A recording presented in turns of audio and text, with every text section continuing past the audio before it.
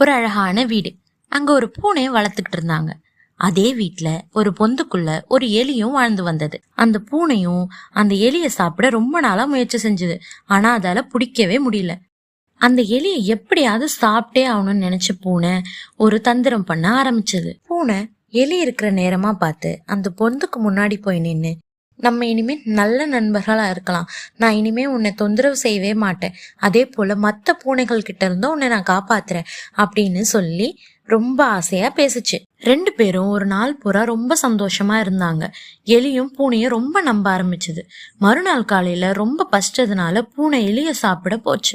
எப்படியோ தப்பிச்ச எலி, உன்னைய நான் எவ்வளவு நம்பினேன், வெறும் ஒருவேளை உணவுக்காக நான் வச்சிருந்த நட்பை நீ கொச்சப்படுத்திட்ட அப்படின்னு சொல்லி ரொம்ப கோவமா பேசிருச்சு எலி.